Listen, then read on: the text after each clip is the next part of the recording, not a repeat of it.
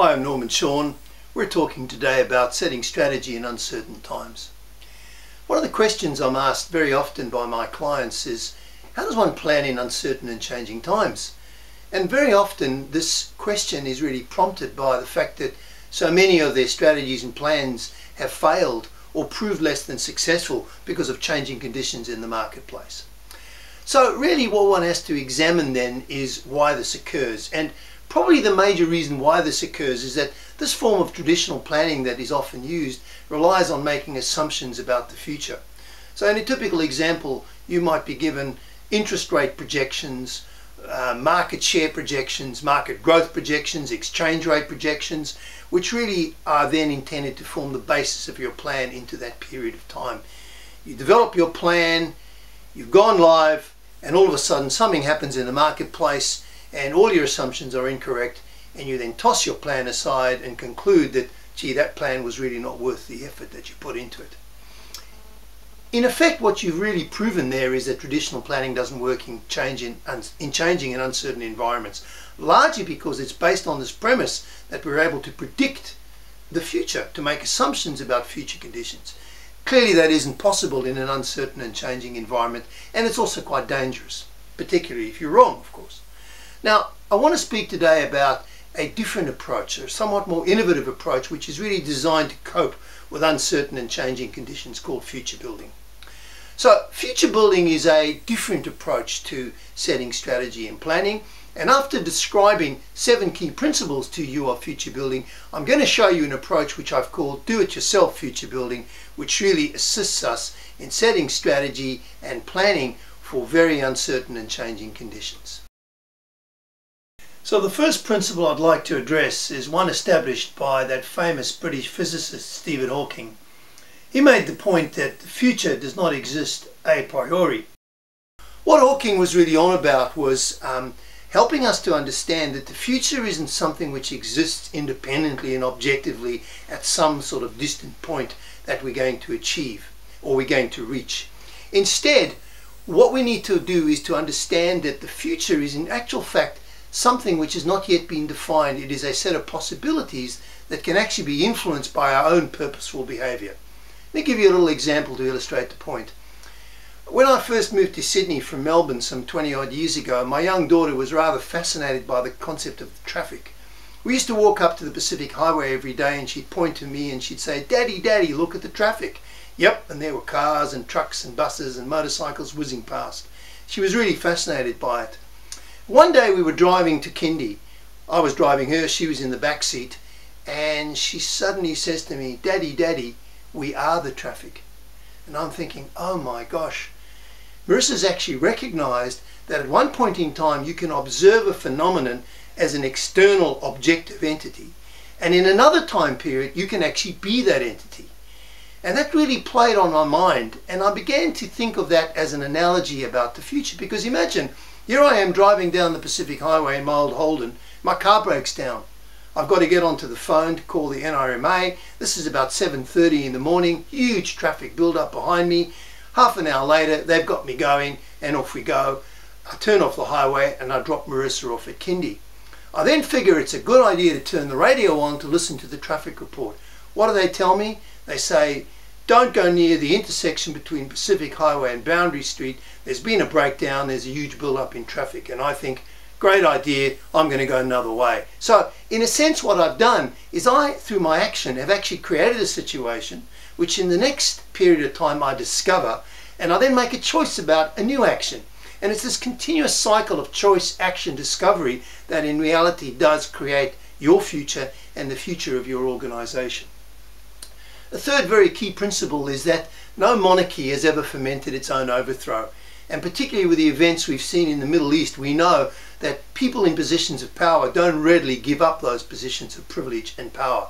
What it also means is that when you have a senior management group involved in trying to envisage different futures for their organization, their vested interests make it very difficult for them to do so in a creative and innovative and realistic way. Number 4 as a principle is that any planning approach that you use should really solidly embrace uncertainty. It shouldn't attempt to predict the future as setting assumptions does in traditional planning. It should embrace that uncertainty as an inherent part of the environment. And because of that, we need to understand as principle number 5 that future building doesn't attempt to predict the future. What it does, however, is it assumes and is able to accommodate alternative futures. So in a sense, what we then end up doing is not arguing what the future is likely to be.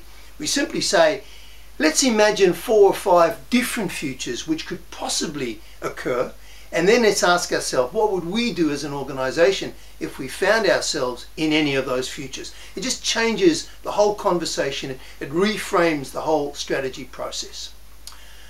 Principle number 6 then is that future building focuses on developing the capabilities for these alternative futures. So once we've envisaged 5 or 6 or 3 or 4 alternative futures which could possibly occur, we then ask ourselves, what capabilities would we as an organization require if we were to win in any of these alternative futures? And the last principle I really like, this was really a comment by Clem Sunter, who participated in the Royal Dutch Shell scenario planning exercise in the mid-80s, which really had a fundamental change in the way that South Africa really started thinking about itself and its political future. And he argues that it's better to be vaguely right than completely wrong. And we shouldn't really attempt to get every single detail right as long as we understand the broad direction of where we're heading. So, what we're going to do now is to have a look at this concept of future building, and I'd like to show you a process called do-it-yourself future building. Alright, so what is do-it-yourself future building? Well, do-it-yourself future building is a series of steps which really allows you to implement a process of future building so that you might plan and set strategy effectively in uncertain and changing conditions. First point of departure, and this is really true for pretty much any strategic planning exercise, is get the foundations right. What do we mean by that? We mean make sure you define your business correctly. What is the business of your organization? And that essentially is about answering a series of questions such as, who are your key customer groups? What are your products and services that you provide to them? And most importantly, what's the value proposition that you deliver to each of these customer groups? There's some attendant issues, things like what are the key success factors in your organization? What are the kinds of things that your customers are really complaining about? All these factors really form, if you like, the background, the context, or the foundations for your strategic planning exercise. And most importantly, stage number 1, first step is make sure you understand what I'm going to call your focal question. So what is it you're trying to address as you actually set strategy in this uncertain time as you move forward? The second step is really to identify the key trends in your environment. Now, this is not a simple trends analysis or SWOT analysis. Yes, we do look at the trends, and trends are things which are kind of unfolding into the future. We also look at the drivers. What are the drivers of change in your environment? And then thirdly, we examine the key uncertainties. What are the critical uncertainties that you're unsure about how they might end up? And depending on which way they end up, could have a significant impact on the kind of future which emerges. So for example, if you're dealing with this if you're dealing with this in the housing construction environment, you might say to yourself, well, in a high interest rate environment, we're actually going to get very expensive mortgages, and that's going to necessarily depress the price of housing because it's going to restrict the demand. But if the interest rates are very low, then of course it'll make mortgages quite cheap, and as a result the demand for housing will drive the prices up. So you can see two very different scenarios emerge as a result of the critical uncertainty being interest rates. So that's another reason why we can't predict what the interest rate is going to be and then actually make our plans based on that. Instead, we have to assume tremendous uncertainty in the interest rate. Thirdly, once we've assembled our trends and our drivers and our uncertainty, we construct a series of what we call skeleton scenarios. These are plot lines, emerging stories about the different futures that the organization might face as the future unfolds. And this is very important because it really presents, if you like, the alternative futures that we may find ourselves in as we move forward. Once we've identified these skeleton scenarios, we then flesh them out and we build real stories of these alternative futures. And we become quite creative in this case. We actually try to describe what life is like living in that particular scenario, in that particular future. And we try to understand what consumers are doing, what government is doing, what technology is doing, what life is like, how competitors are behaving, and so on. And so it really allows us to build these stories of the future, alternative futures, which we can then begin considering in a little more detail. And that's really leading us to our next step. We then ask ourselves, given these 3 or 4 alternative futures that we might face, what would be our winning strategy in each of these alternative futures? So as an organization, what would our products look like? What would our services look like? How would we differentiate ourselves? How would we price ourselves? What kind of market distribution channels will we use? And the like. We really need to ask ourselves, how would we win in each of these different scenarios? And finally, identifying the key capabilities that might be required to support each of these strategies. You might remember that I said the purpose of future building is really to identify key capabilities. So we're wanting to understand the key capabilities that is required or that are required to support each of those strategies in those different alternative futures.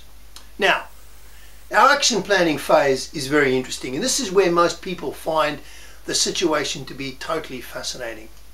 So what actually happens, if you like, in this little diagram you might see on the screen behind me, is that the organization at this point in time faces perhaps 4 alternative futures. Each of those blue circles represents an alternative future.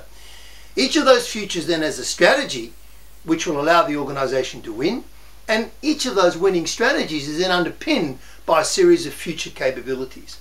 Now what's really interesting is when we begin to analyze those future capabilities that are required in those 4 very different scenarios, we see, incredibly surprisingly, that some 50 to 60, in some cases 70% of these capabilities are actually common. They overlap. And as a result, what we find ourselves doing is not forecasting what we're likely to be doing or needing to be doing, but rather backcasting. By understanding the capabilities that are required in each of those environments, what we recognize is that there are about half of them that are common to each of those particular alternative futures. In that case, it's a no-brainer. Our action planning is about figuring out how we're going to build those capabilities that are common across all 4 scenarios right now.